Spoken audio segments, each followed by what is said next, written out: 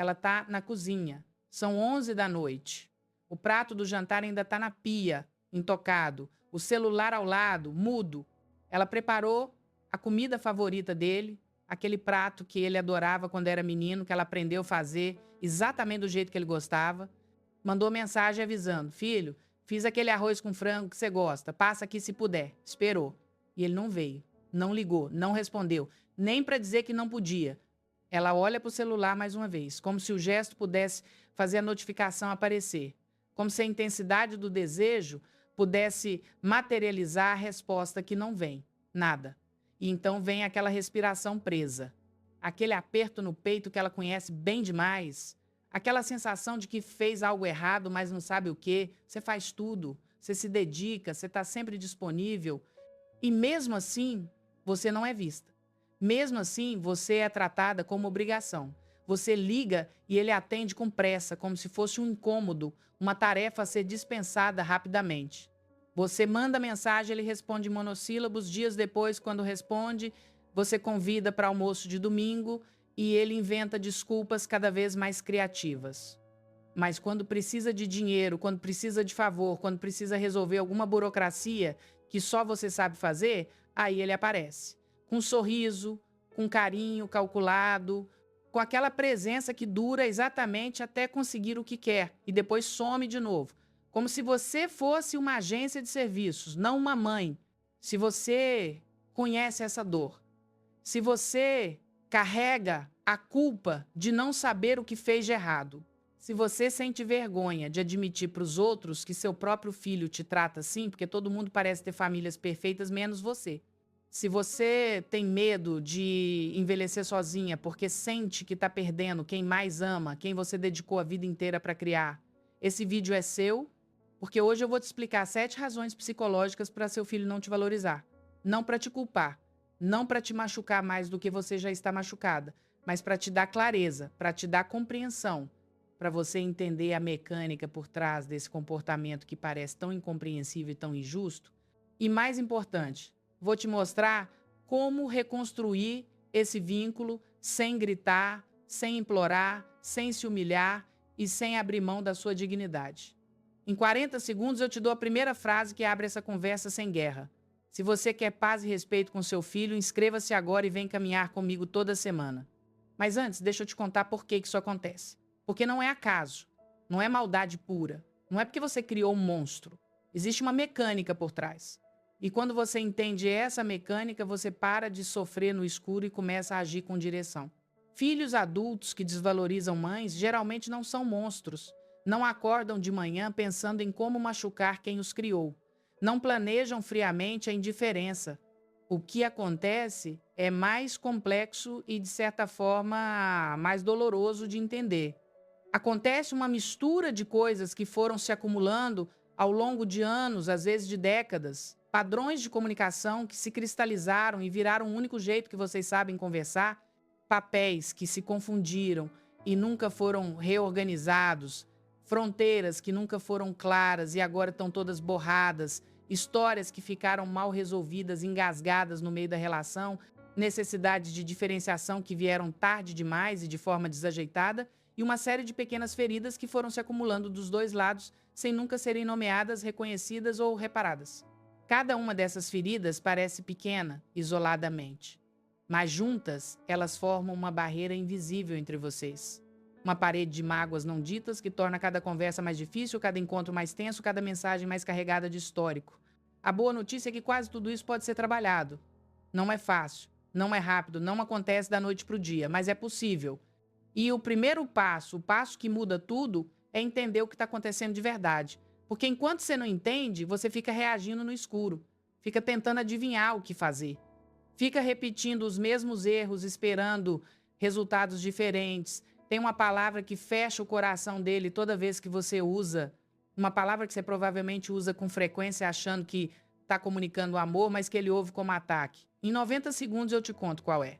Mas primeiro, deixa eu te mostrar a primeira razão pela qual seu filho não te valoriza. E presta atenção porque essa é a mais comum e a mais difícil de enxergar. A primeira razão pela qual seu filho não te valoriza é o que os psicólogos chamam de fronteiras difusas. Funciona assim: Desde que ele era pequeno, você resolveu tudo. Você antecipou as necessidades dele antes mesmo de ele pedir. Antes dele sentir fome, a comida estava pronta. Antes dele sentir frio, o casaco estava estendido. Antes dele ter um problema, você já estava resolvendo. Você protegeu ele de cada frustração. Cada vez que algo podia dar errado, você intervinha. Você fez por ele o que ele poderia fazer sozinho, porque era mais rápido, porque ficava melhor feito, porque você não suportava ver ele sofrer. E fez isso por amor, por cuidado genuíno, por querer o melhor para ele, por ser o tipo de mãe dedicada que você achava que deveria ser. Ninguém pode te culpar por isso. Você estava fazendo o que achava certo. Mas o que aconteceu com o tempo foi que ele aprendeu, no nível mais profundo do inconsciente, que suas necessidades são responsabilidade sua, não dele. Ele aprendeu que você está sempre disponível, sempre pronta, sempre ali para resolver o que quer que seja.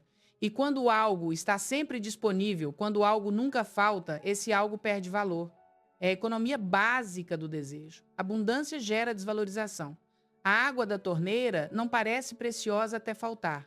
A mãe que está sempre ali não parece especial até desaparecer. E você não desapareceu. Você continuou ali, resolvendo, antecipando, fazendo. Só que agora, além de fazer, você cobra. E aí vem o segundo problema dentro do primeiro. Porque você faz tudo sem ser pedida e depois cobra reconhecimento. E ele não entende essa conta. Ele não consegue processar essa dívida que ele não contraiu conscientemente. Para ele, você fez porque quis. Você ofereceu. Você insistiu mesmo quando ele disse que não precisava e agora está cobrando algo que ele não pediu para você fazer. E ele se sente em dívida perpétua com alguém que ele nem convidou para ajudar. E isso gera ressentimento, gera distância, gera aquele olhar de lá vem ela de novo toda vez que você liga. Não porque ele seja mal agradecido por natureza, não porque ele seja uma pessoa ruim, mas porque a dinâmica criou uma armadilha onde ele nunca consegue pagar a conta que você apresenta, onde ele sempre deve, onde ele sempre está errado, onde ele sempre decepciona. E quando alguém se sente assim constantemente, o instinto natural é fugir, é se afastar da fonte de culpa. É evitar a pessoa que faz ele se sentir inadequado, incapaz, eternamente em débito. Imagina essa cena. Você liga para ele no sábado de manhã, dia de descanso dele, e diz: filho, precisa de alguma coisa da feira? Posso passar aí e deixar, não é trabalho nenhum para mim. Ele diz que não precisa, obrigado. Você insiste, mas você está comendo direito. Você parece cansado da última vez que eu vi. Deixa eu levar pelo menos umas frutas, umas verduras, você não sabe escolher direito. Ele cede porque é mais fácil ceder do que discutir. Você leva, fica feliz por ter ajudado. E na semana seguinte, quando ele não liga no domingo como você esperava, você diz: nem para agradecer as frutas que eu levei. Eu atravesso a cidade para levar coisa para você e você não tem nem educação de ligar para sua mãe. E ele pensa, com uma mistura de culpa e irritação: eu não pedi as frutas, ela ofereceu, ela insistiu. Eu disse que não precisava. E agora sou eu o ingrato? E a conta não fecha. E a distância aumenta.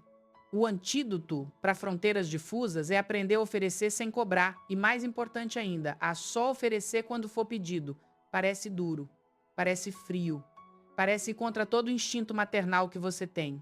Mas é libertador para os dois lados. Quando você para de fazer coisas que ele não pediu, você para de criar dívidas que ele não quer pagar. Quando você oferece e ele recusa, você respeita a recusa sem insistir, sem ficar magoada, sem guardar para cobrar depois, sem transformar a recusa em prova de que ele não te ama. A frase que ajuda é: se precisar de algo, é só me chamar. Eu vou estar aqui. E você para por aí. Não repete, não insiste, não vai sem ser chamada, não manda de qualquer jeito porque você sabe melhor, você espera. E quando ele chamar, e ele vai chamar em algum momento porque todo mundo precisa de ajuda às vezes, você atende com presença genuína. Sem viu, você precisou de mim. Sem eu sabia que uma hora ia precisar da sua mãe. Sem cobranças veladas. Só presença. Só disponibilidade limpa. Sem débito embutido. O microexercício de hoje é esse. Pense em uma coisa que você faz pelo seu filho sem ele pedir. Uma coisa que você faz achando que está ajudando e depois se ressente quando ele não reconhece da forma que você gostaria. Pode ser comida que você leva, pode ser roupa que você compra, pode ser favor que você faz, pode ser problema que você resolve. Identifique essa coisa e decida conscientemente não fazer mais essa coisa específica, não como punição, não como birra, como clareza, como forma de parar de criar dívidas que envenenam a relação sem que nenhum dos dois entenda direito por quê. Segura comigo, porque a segunda razão é mais difícil de ouvir. E talvez mais difícil ainda de reconhecer em si mesma. A segunda razão pela qual seu filho não te valoriza é que suas conversas viraram julgamento. Funciona assim. Ele te conta algo da vida dele, uma decisão que tomou, um plano que está fazendo, uma situação que está enfrentando. Algo que aconteceu no trabalho, algo sobre a vida amorosa, algo sobre os filhos dele. E antes de ele terminar de falar, antes de você ter ouvido a história completa, você já está opinando, já está apontando o que está errado, já está dizendo o que ele deveria fazer diferente. Já está lembrando de quando você avisou e ele não ouviu, já está comparando com como você fazia quando tinha a idade dele, e ele para de te contar coisas, porque cada vez que conta, sai da conversa se sentindo julgado, diminuído, incapaz de tomar boas decisões. Ele para de compartilhar porque sabe que vai receber crítica em vez de conexão, análise em vez de acolhimento, julgamento em vez de presença. E aí você reclama que ele não conta nada, que você não sabe da vida dele, que ele esconde tudo, que você é sempre a última a saber. Mas ele não está escondendo, ele está se protegendo da dor de ser avaliado toda vez que se abre. Imagina essa cena, ele te conta que está pensando em mudar de emprego, está animado com uma possibilidade nova. Quer compartilhar com você porque, apesar de tudo, você é a mãe dele e ele gostaria que você vibrasse junto. E você diz, mas esse emprego novo paga bem e os benefícios como ficam? E a estabilidade? Empresa nova às vezes não dura, você pensou nisso? Você não vai se arrepender? Lembra quando você largou aquele outro emprego e depois ficou meses procurando? Passou dificuldade? Eu tive que ajudar. Você tem certeza que não está sendo impulsivo de novo? E ele se cala. A animação escorre do rosto dele. Muda de assunto. E da próxima vez que tiver uma decisão importante, um plano novo, uma conquista para celebrar, ele conta para o amigo, para a esposa, para o terapeuta, para o colega de trabalho, para qualquer um menos você. Porque qualquer um menos você vai ouvir primeiro e opinar só se ele pedir. Qualquer um menos você vai celebrar antes de problematizar.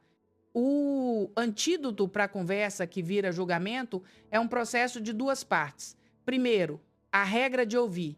Escuta 2 minutos inteiros sem interromper, sem fazer cara de desaprovação, sem suspirar, sem revirar os olhos, sem cruzar os braços, sem balançar a cabeça negativamente.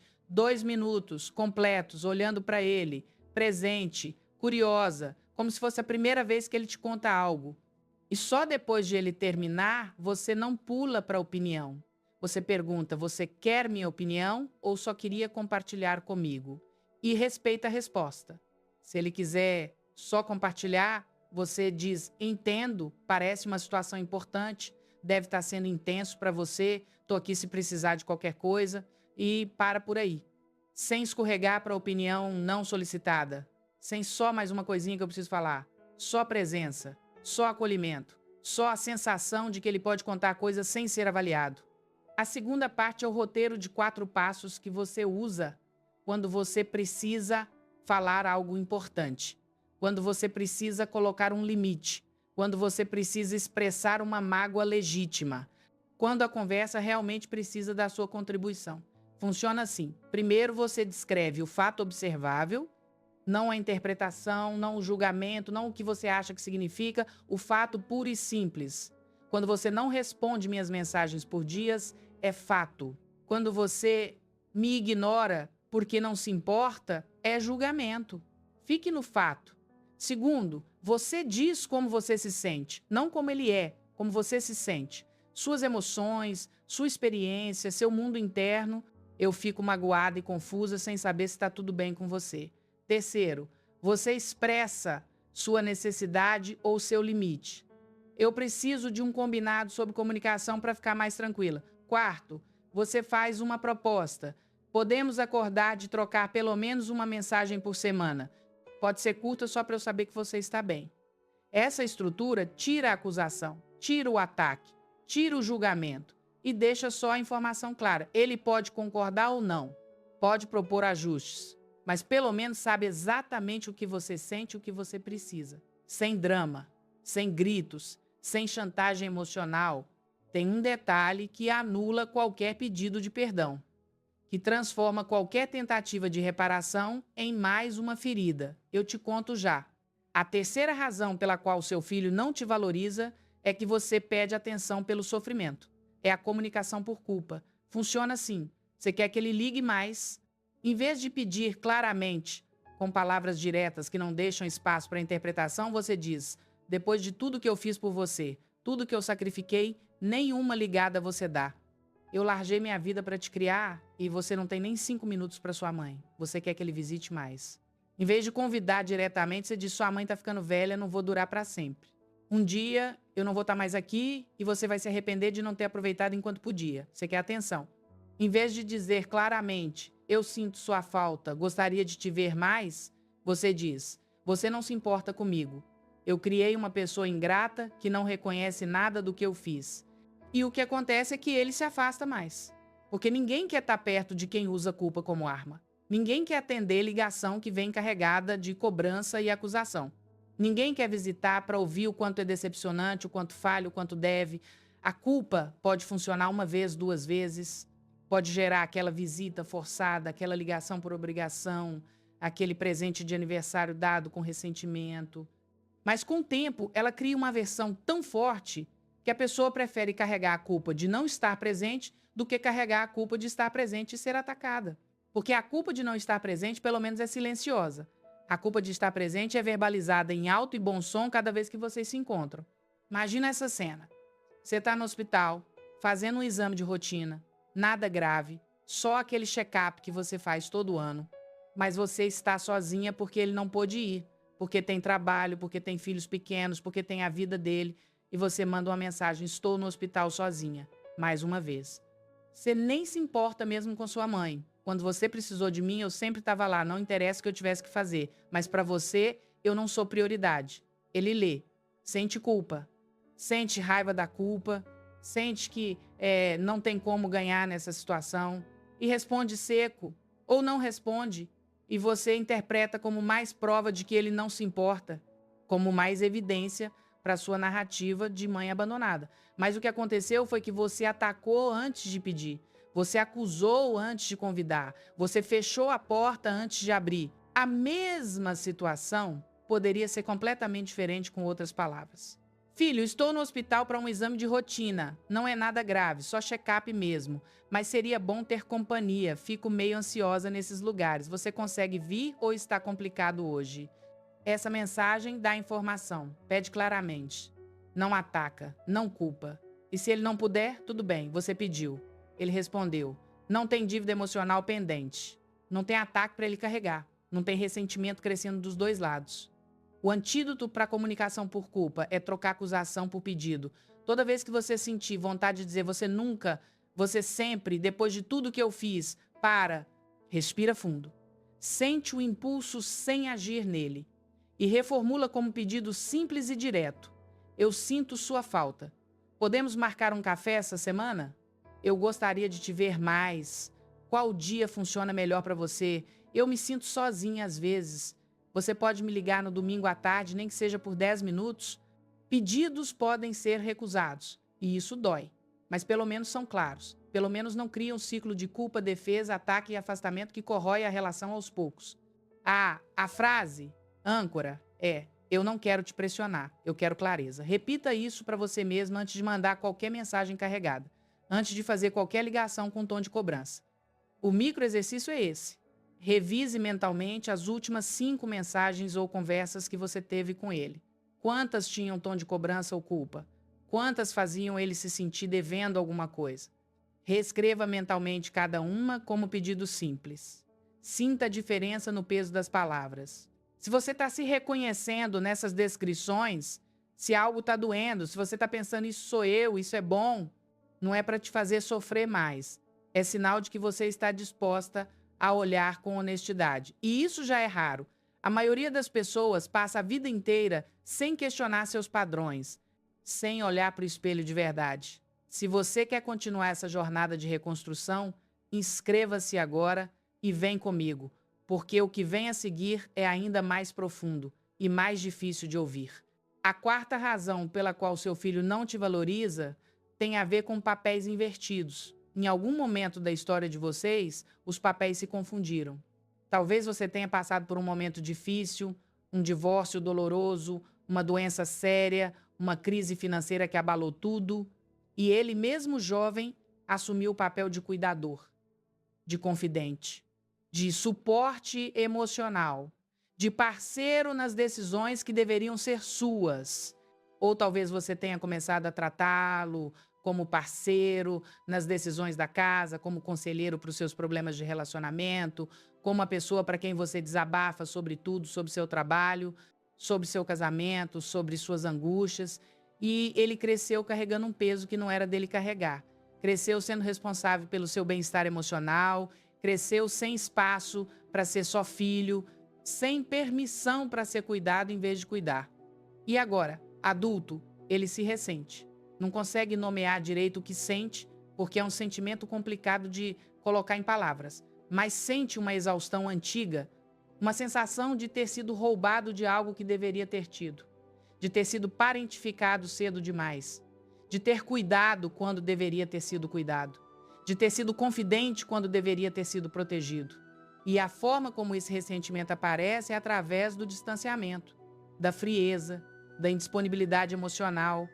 Ele não sabe dizer, eu me sinto sobrecarregado com a responsabilidade emocional que você coloca em mim desde que eu era criança. Então ele simplesmente some, simplesmente não atende, simplesmente cria distância para poder respirar, para ter espaço que nunca teve. Imagina essa cena. Você liga para ele depois de uma discussão com sua irmã. Você conta todos os detalhes. Quem disse o quê? Por que você está certa e ela está errada? Pede a opinião dele. Quer que ele tome seu lado. Quer que ele valide sua posição. Quer que ele resolva emocionalmente a situação para você. Que diga as palavras certas para você se sentir melhor. E ele ouve em silêncio, mas por dentro está pensando, por que eu tenho que lidar com isso? Ela não tem amigas para conversar? Não tem terapeuta? Não tem outras pessoas na vida? Por que eu sou sempre o saco de pancada emocional dela toda vez que algo dá errado? Por que eu tenho que carregar isso desde que eu me lembro? E ele desliga cansado, exausto de uma exaustão que vem de décadas e não liga de volta por uma semana. O antídoto para papéis invertidos é reordenação com acordos claros. Você precisa, primeiro, reconhecer se isso aconteceu, olhar para a história de vocês com honestidade e ver se em algum momento você inverteu os papéis. Se você fez dele seu suporte principal. Se você descarregou nele o que deveria ter processado com outros adultos. E se reconhecer que sim, que isso aconteceu, talvez precise nomear. Filho, eu estava pensando sobre nossa relação e eu acho que em alguns momentos eu inverti nossos papéis. Você acabou cuidando de mim quando deveria ser o contrário. Eu me apoiei em você de formas que não eram justas. Eu sinto muito por isso. E depois precisa agir diferente. Arrumar outras fontes de suporte emocional, ter amigas para desabafar, ter terapeuta para processar suas questões e deixar ele ser filho, não confidente, não terapeuta, não parceiro emocional, filho. Com tudo que isso significa de leveza e de limite. A frase que ajuda é, eu não vou mais te sobrecarregar com isso. Eu tenho outras pessoas para conversar sobre esse tipo de coisa. E cumpra. Não use ele como primeiro recurso para cada problema emocional. Use como última opção. E quando usar, seja breve, objetiva, sem transformar a conversa em sessão de terapia gratuita que ele não pediu para fazer. Tem uma dinâmica que vicia e destrói ao mesmo tempo, que te mantém presa esperando migalhas, achando que são presentes. Eu explico em 60 segundos. A quinta razão pela qual seu filho não te valoriza é o reforço intermitente. Funciona assim. Às vezes ele é carinhoso, presente, atencioso, liga sem motivo, manda mensagem fofa, aparece para visitar de surpresa. Outras vezes ele some por semanas, ignora suas mensagens, trata com frieza, responde com monossílabos quando responde e você nunca sabe qual versão vai aparecer. Essa imprevisibilidade cria um padrão viciante no seu cérebro. É exatamente o mesmo mecanismo das máquinas de caça-níquel. Quando a recompensa é irregular, quando você nunca sabe quando vai ganhar, você fica mais presa buscando ela do que se ganhasse toda vez. Cada mensagem carinhosa que ele manda depois de dias de silêncio parece um prêmio imenso. Cada visita depois de semanas de ausência parece uma vitória extraordinária. Cada momento de atenção brilha mais intensamente por contraste com a escuridão ao redor. E você vai tolerando o sumiço porque as voltas são tão doces, tão preciosas, tão cheias de alívio. Mas esse padrão está destruindo você por dentro. Está te mantendo num estado de ansiedade constante, de espera perpétua, de checagem compulsiva de celular, de montanha-russa emocional que você não controla. Seu humor depende de ele ter mandado mensagem ou não. Seu dia é bom ou ruim conforme a resposta que vem ou não vem. Você está emocionalmente refém de alguém que não percebe o poder que tem sobre você. E muitas vezes você reforça esse padrão sem perceber. Quando ele some por semanas e depois aparece querendo algo, você recebe de braços abertos. Tão aliviada por ele ter voltado, tão feliz por finalmente ter notícia, que esquece de colocar qualquer consequência no sumiço. Você recompensa a volta sem nunca questionar a ausência. E ele aprende que pode sumir quando quiser e voltar quando precisar, que não há preço para indisponibilidade, que sua presença é garantida independente de como ele te trata. Imagina essa cena. Ele não responde suas mensagens há 2 semanas. Você está angustiada, mal dormindo, checando o celular de hora em hora, se perguntando o que fez de errado dessa vez. Então ele liga pedindo dinheiro emprestado. Precisa pagar uma conta. Está em aperto. E você, tão feliz por ouvir a voz dele, tão aliviada por finalmente ter contato, empresta sem questionar, sem perguntar por que não respondeu nas últimas 2 semanas, sem mencionar que você estava preocupada, sem colocar nenhum limite, só empresta, feliz por ser útil, por ser lembrada, por ser necessária. E ele desliga, resolve a conta e some de novo por mais 2 semanas. Você reforçou exatamente o padrão que te machuca. Ensinou que sumir não tem custo, que você vai estar lá de qualquer forma.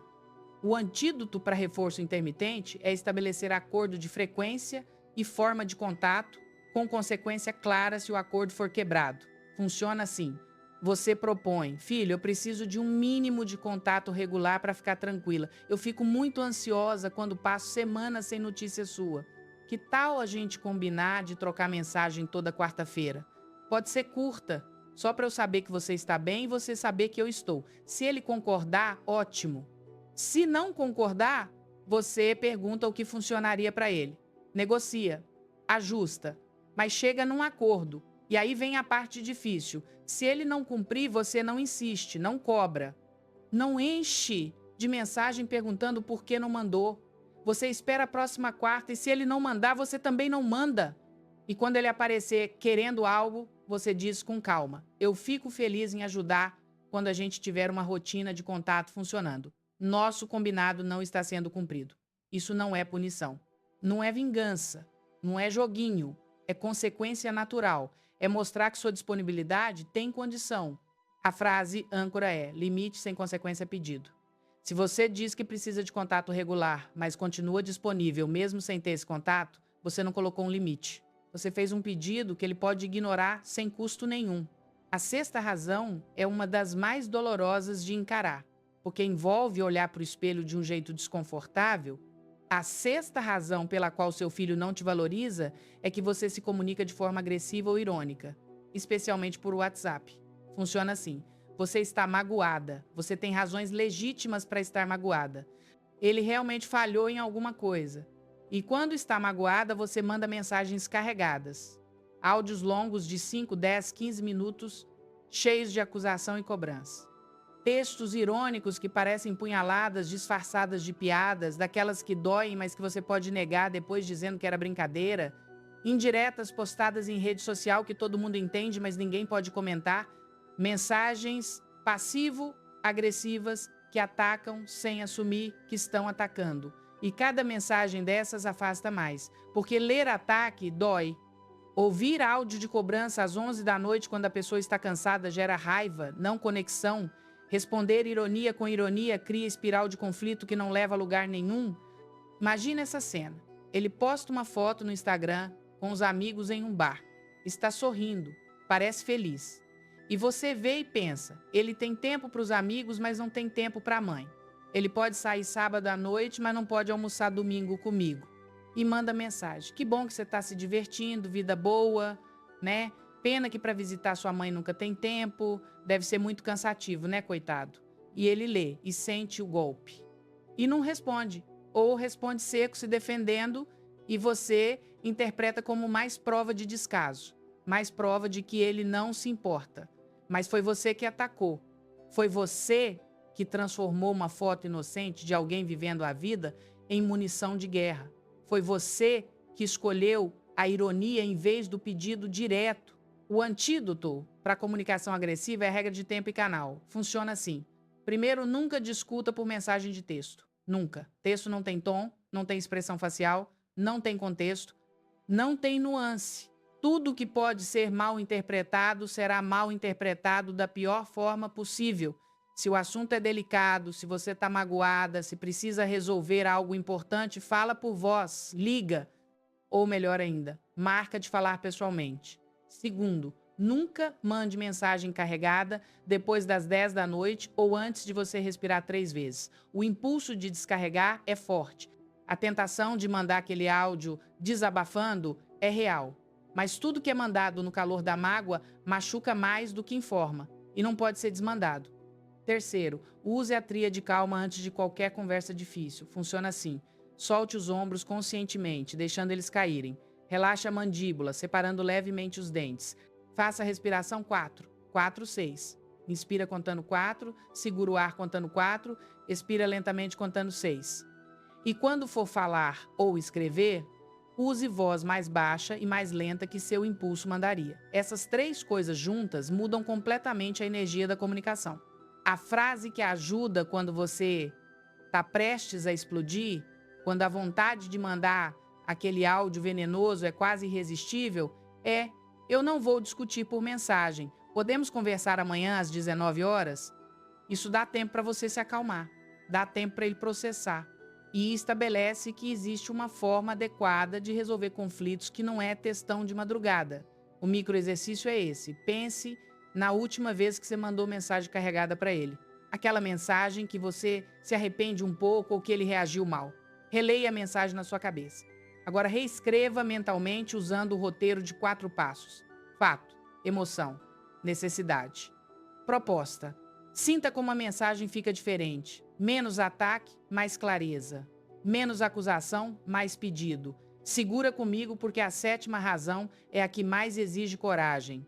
E eu guardei para quase o final porque sem as outras 6, essa não faz sentido. Em 90 segundos eu te conto qual é. E essa pode ser a mais importante de todas. A 7ª razão pela qual o seu filho não te valoriza é que existe um histórico de faltas reais que nunca foi reparado. Você errou, né? Em algum momento da criação dele, de alguma forma você errou.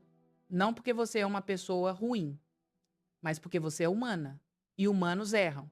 Talvez tenha sido uma ausência num momento importante da vida dele, uma formatura que você perdeu, uma apresentação de escola que você não foi, um momento de crise em que ele precisava de você e você não estava disponível.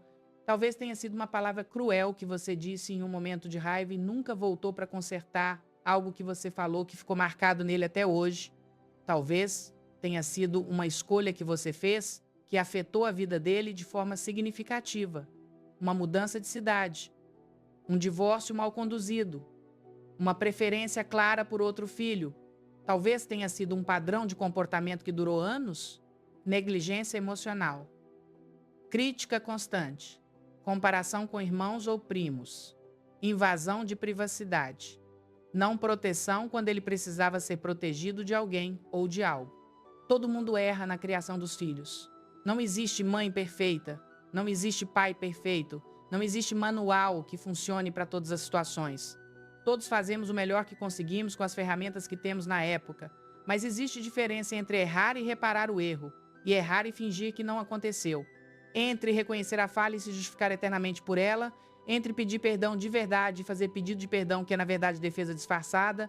Muitas mães carregam uma culpa imensa por erros do passado, uma culpa que pesa todos os dias, mas nunca nomearam esses erros para o filho. Nunca disseram em palavras claras: eu errei nisso específico. Nunca pediram perdão de verdade. Nunca ofereceram reparação concreta. E o filho carrega a mágoa sem espaço para processar, sem validação de que aquilo realmente aconteceu. sem reconhecimento de que realmente doeu. Ele se pergunta às vezes se está exagerando, se está inventando, se está sendo injusto, porque a mãe nunca confirmou que sim, aquilo foi real e foi errado. E aí tem um detalhe, que anula qualquer pedido de perdão. A palavra que transforma reparação em ataque. A palavra mas. Eu sei que errei, mas você também fez coisas erradas. Desculpa por aquilo. Mas eu estava passando por um momento muito difícil na época, eu não deveria ter dito aquilo. Mas você me provocou. Você sabe como me tirar do sério. O mas apaga tudo que veio antes. O mas transforma o pedido de perdão em justificativa, em transferência de culpa, em defesa disfarçada de humildade. O filho não escuta o desculpa, escuta o mas e tudo que vem depois. E sente que, na verdade, você não está pedindo perdão. Está explicando por que estava certo em errar. Está se defendendo enquanto finge estar se desculpando. O antídoto para histórico não reparado é o que eu chamo de reparação sem mais. Funciona assim. Você identifica o erro específico. Não eu errei como mãe, porque isso é vago demais, não dá para pegar, não dá para processar. Mas eu errei quando te critiquei na frente dos seus amigos naquela festa de 15 anos, ou eu errei quando não fui na sua formatura porque estava brigada com seu pai, ou eu errei quando invadi sua privacidade, lendo seu diário, contei para todo mundo o que você escreveu, ou eu errei quando preferi seu irmão tantas vezes de formas tão claras. Você nomeia o erro específico. Depois você pede perdão sem justificar. Eu sinto muito por ter feito isso. Eu sei que te magoou. Eu sei que isso teve consequências para você. Sem mas, sem explicação, sem contexto que minimize. Sem você tem que entender que naquela época, só o pedido de perdão limpo, depois você oferece reparação se possível. Se há algo que eu possa fazer para ajudar a curar isso, me diz. Eu quero fazer o que estiver ao meu alcance. E por fim, você se compromete a não repetir. Eu não vou fazer isso de novo. Eu estou trabalhando para mudar esse padrão. E cumpre. A frase âncora é: eu assumo que errei e não vou repetir esse padrão. O microexercício de hoje é pesado, mas necessário. Você vai sentar em silêncio por 5 minutos, sem celular, sem distração. Só você e seus pensamentos. E vai deixar vir à mente um erro específico que você cometeu com ele. Não que você acha que ele pensa que foi erro, o que você sabe que foi erro. Aquilo que quando você pensa, você sente um aperto no peito e você vai escrever só para você, não precisa mandar para ninguém, um pedido de perdão, usando a estrutura, erro específico, pedido de perdão, sem mais, oferta de reparação, compromisso de não repetir. Você não precisa mandar isso para ele agora, pode ser só um exercício interno primeiro, mas escrever ajuda a clarear. Ajuda a tirar do nebuloso para o concreto. E quando você estiver pronta, pode usar esse texto como base para uma conversa ou uma carta. Agora vem o plano de 7 dias. São passos pequenos, um por dia, que vão construir uma nova fundação sem precisar de revolução, sem drama, sem ultimatos, sem guerra declarada, sem tentar mudar tudo de uma vez e acabar não mudando nada. No primeiro dia você prepara o terreno, você escreve uma carta ou grava um áudio curto, não mais que 2 minutos, com reconhecimento de um erro específico que você cometeu. Usa a estrutura que eu te ensinei. Erro específico, pedido de perdão, sem mas, sem justificativa, sem explicação. Você não precisa mandar ainda. O objetivo do primeiro dia é só escrever ou gravar, clarear para você mesmo o que você quer dizer e dormir com isso. Deixar assentar. Se no dia seguinte ainda fizer sentido, se ainda parecer verdadeiro e necessário, você manda. Se não fizer sentido, você reescreve. No segundo dia, você estabelece um limite pequeno com consequência cumprível. Pode ser algo simples. Eu não vou mais mandar mensagem depois das 22 horas. Se precisar falar comigo de noite, deixa a mensagem que eu respondo de manhã. E você cumpre. Mesmo que dê vontade. Mesmo que aconteça algo que você quer contar, você cumpre. Isso parece pequeno, quase insignificante, mas é revolucionário. Mostra para você mesmo e para ele que você tem controle sobre seus impulsos, que você fala sério quando estabelece algo, que sua palavra tem peso. No terceiro dia, você pratica a tríade de calma 3 vezes ao longo do dia. Soltar ombros, relaxar a mandíbula, respiração 4-4-6, de manhã ao acordar, na hora do almoço, antes de dormir. Não importa se você vai falar com ele nesse dia ou não. O objetivo é treinar seu corpo a acessar calma mais rapidamente, a ter isso disponível como ferramenta quando precisar. No quarto dia, você faz uma pergunta que abre em vez de uma pergunta que fecha. Em vez de por que você não me liga mais, que coloca ele na defensiva. Você pergunta: o que tem sido difícil para você ultimamente? Em vez de você está me evitando, que soa como acusação, você pergunta: como eu posso ser mais fácil de conviver? Em vez de quando você vai me visitar, que parece cobrança, você pergunta: qual seria o melhor jeito da gente se ver mais? Perguntas que fecham geram defesa, perguntas que abrem geram reflexão. E você escuta a resposta. 2 minutos inteiros, sem interromper, sem já pensar na sua resposta, sem preparar contra-argumento, só escuta. No quinto dia, você faz uma reparação concreta, não grande, não dramática, pequena, mas específica. Se você identificou no primeiro dia que errou em algo, o quinto dia é para fazer um gesto concreto de reparação relacionado àquilo. Pode ser mandar uma mensagem simples. Eu estava pensando naquilo que aconteceu e quero que você saiba que eu sei que errei. Estou trabalhando para ser diferente. Pode ser fazer algo que ele pediu há tempo e você nunca fez. Pode ser parar de fazer algo que ele pediu para você parar e você nunca parou. No sexto dia, você propõe um acordo de frequência e canal de contato, usando o roteiro de 4 passos.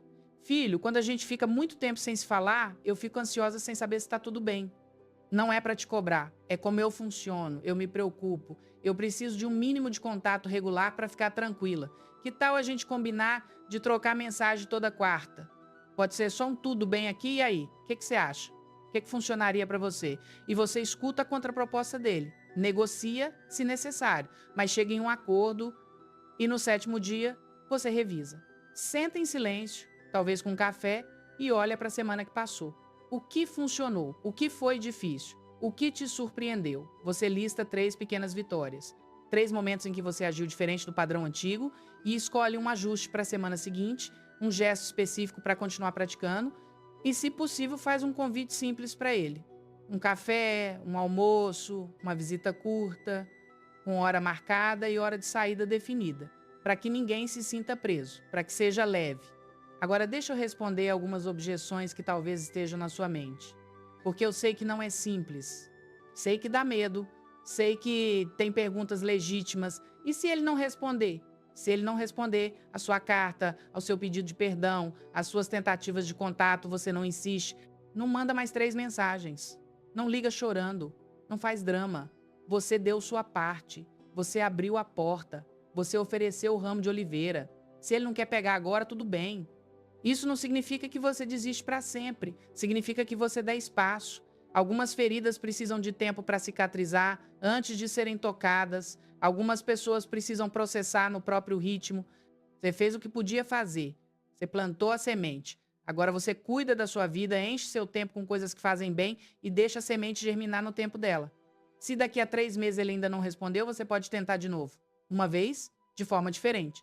Mas sem desespero. Sem cobrança. Sem eu tentei e você ignorou. Só uma nova tentativa limpa. E se ele me tratar com ironia?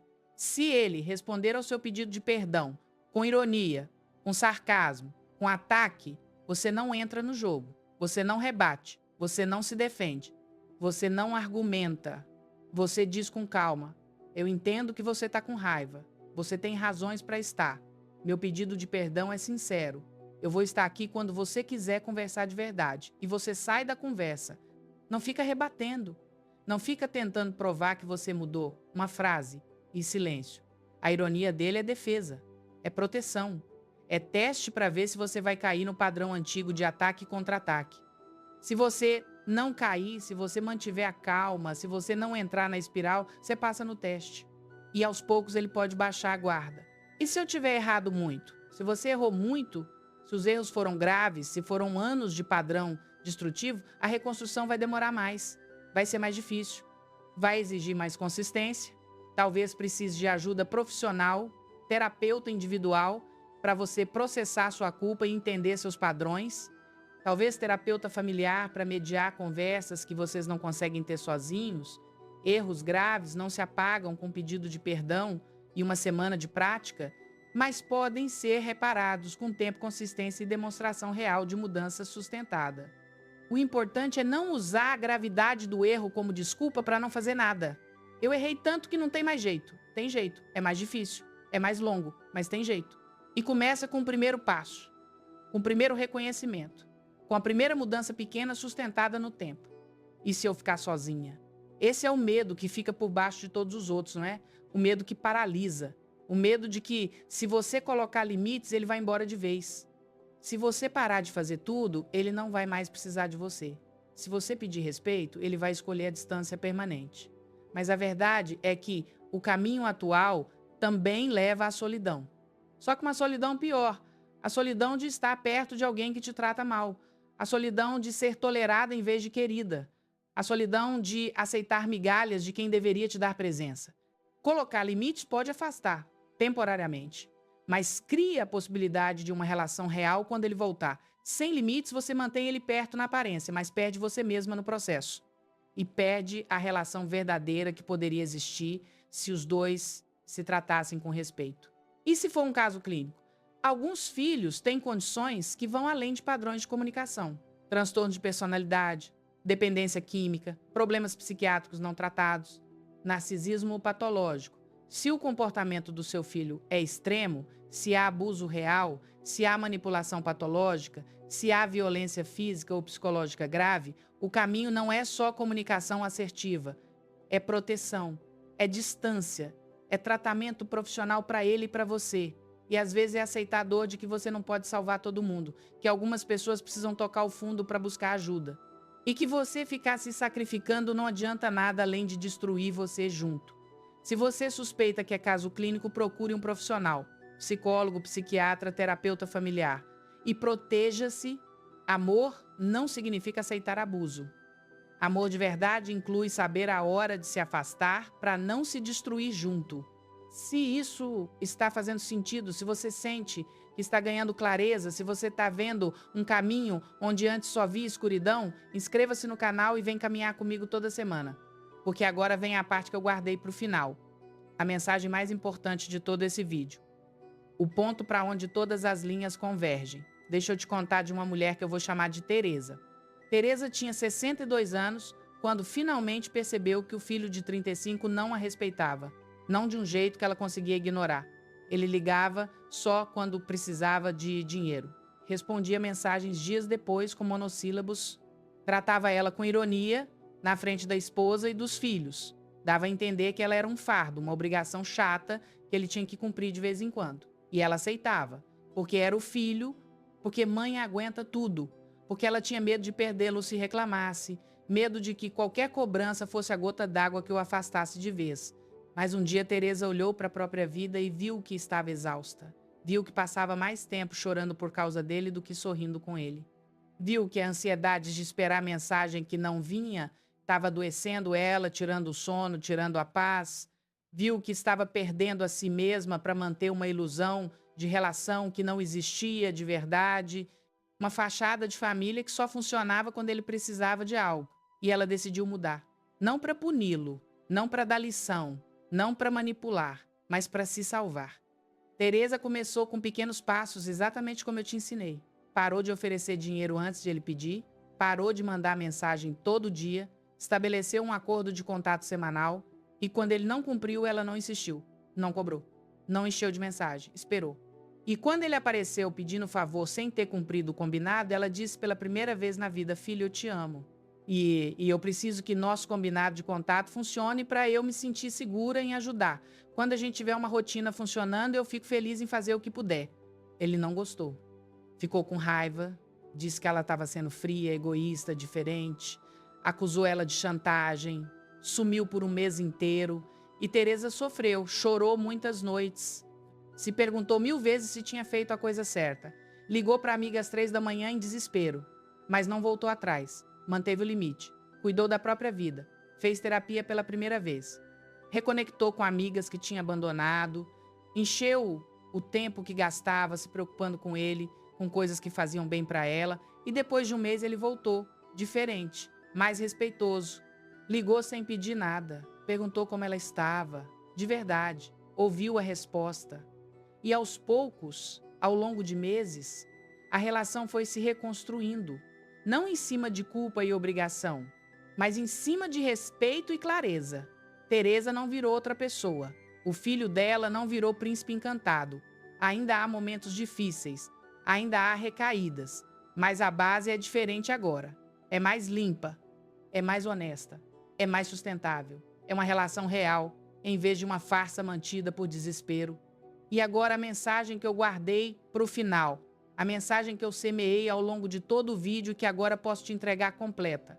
Você não precisa implorar a presença, você precisa definir acordos. Amor não cresce com culpa, amor cresce com clareza e reparo. Respeito começa no jeito como você se trata na conversa. Quando você se respeita, quando você coloca limite, quando você repara o que errou, quando você sustenta a consequência com serenidade, você ensina para o seu filho como te tratar. Você mostra o que é aceitável e o que não é. Ele pode demorar a aprender, pode resistir, pode testar seus limites várias vezes. Mas se você não desistir de você mesma, ele eventualmente aprende ou se afasta. E se ele se afastar porque você pediu respeito, essa informação dói, mas é valiosa. Mostra que a relação que existia era baseada em você se anular, em você aceitar qualquer tratamento. E essa relação não vale a pena manter, não do jeito que estava. Seu filho te valoriza quando você se escolhe sem ferir. Repara o que errou e sustenta limites com consequência. Amor não é grito nem cobrança. É clareza que volta toda semana. De alma para alma, obrigada por ter ficado até aqui. Obrigada por confiar em mim. Obrigada por estar buscando uma relação com mais paz e mais dignidade. Eu sei que não é fácil. Eu sei que dói olhar para si mesma com essa honestidade. Eu sei que dá medo mudar padrões de décadas. Mas você está aqui. Você assistiu até o fim. E isso já é um passo enorme. Agora eu te peço uma coisa antes de ir. Escolha um gesto. Um só. Pode ser a respiração 4, 4, 6, 3 vezes hoje. Pode ser reescrever mentalmente aquela última mensagem carregada com um pedido claro. Pode ser escrever a carta de reconhecimento de erro sem mandar ainda. Pode ser só decidir que hoje você não vai mandar mensagem de cobrança. Um gesto pequeno, concreto, praticável, porque é no gesto pequeno que a mudança começa. E você merece essa mudança. Você merece ser valorizada. Não por tudo que você faz, pelo que você é. Uma mãe que ama, uma mulher que busca, uma pessoa que merece respeito. E quando você começar a se tratar assim, o mundo responde diferente. Inclusive seu filho. Até a próxima.